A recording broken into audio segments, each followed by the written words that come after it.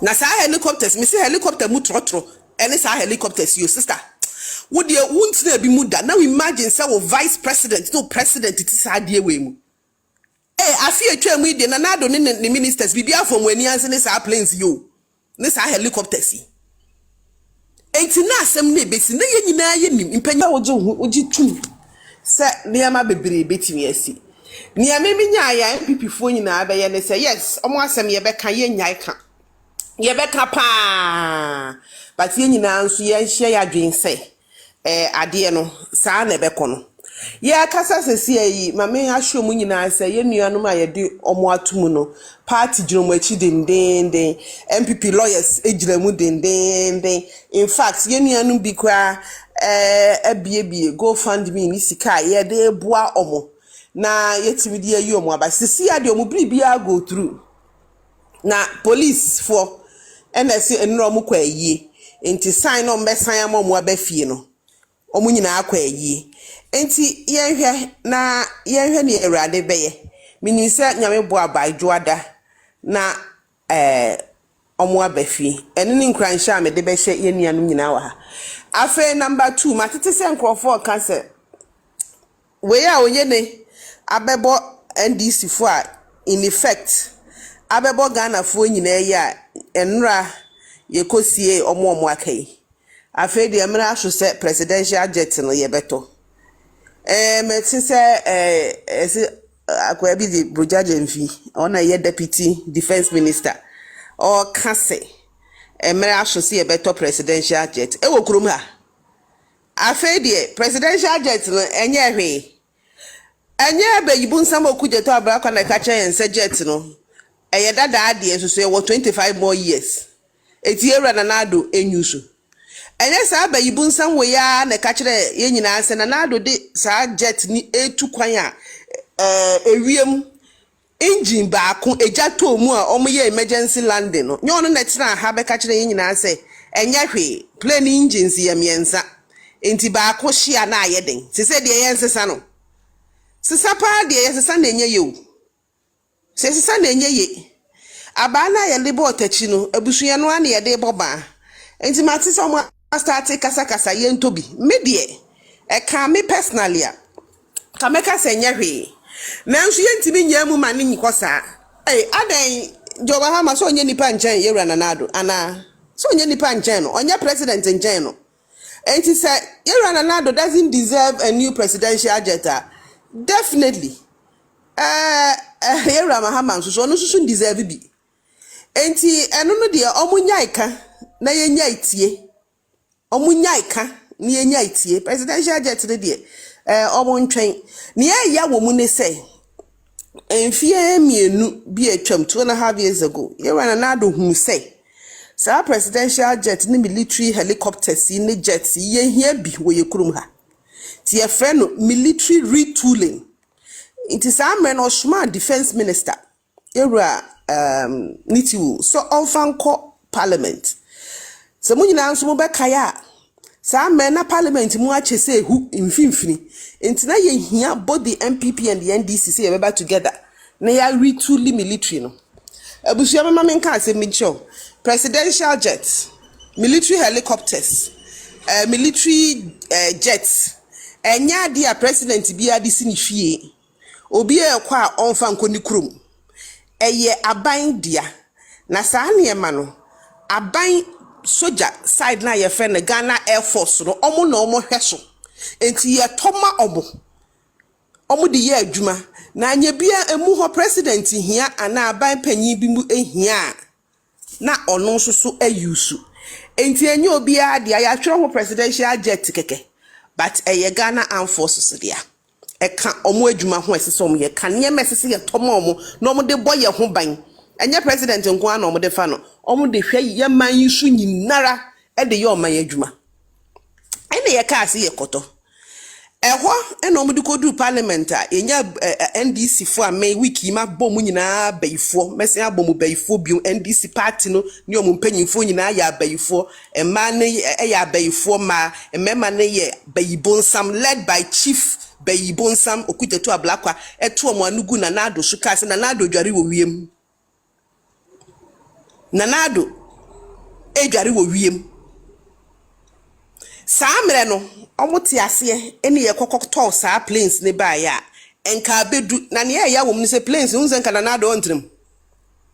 wo oda edi fie mienu between 18 months to 2 years ansa na aba enti na do dwen da ache ho no nim sa ade na o se yenko oda no ntrim bi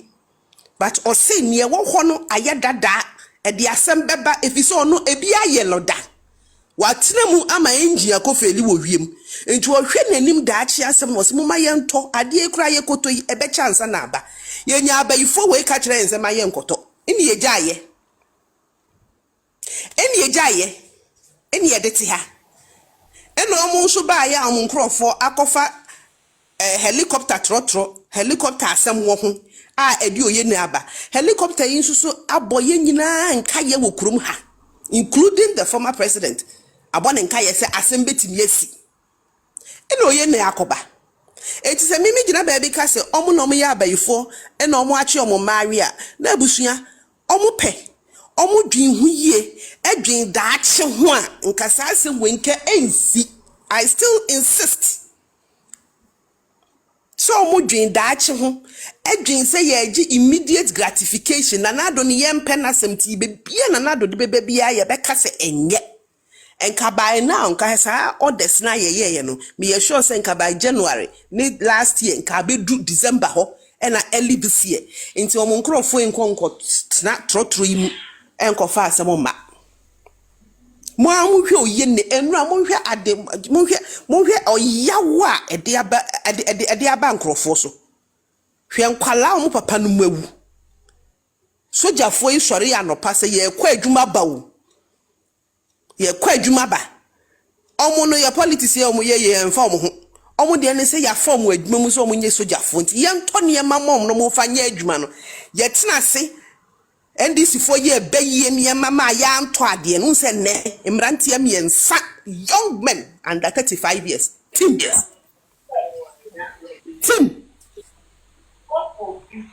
enura mu hwa de ya si nura state funeral na se na me de nyina egu NDC for me de gu omo na ase se tim omo na omo yeye because ke oda na ye meyi anka na do ntram ye raba omo ya ontram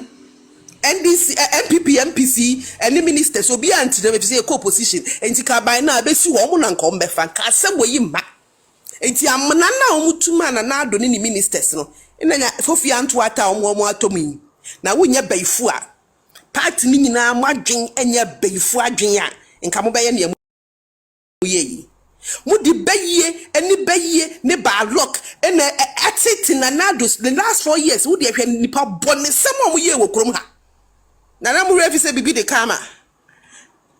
hwe nipa bone sem parliament ye raba bentimi to parliament mu no the keys agu ni bottom no wetu kwan ne entimi nya adwuma wo krom ha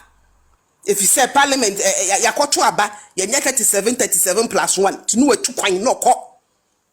ye nyina ye ti krom ha ye se ye gi covid asema ba ye pesika e de ayoma ye adwuma e11 hwe ade omo ye wo krom ha ba e11 ho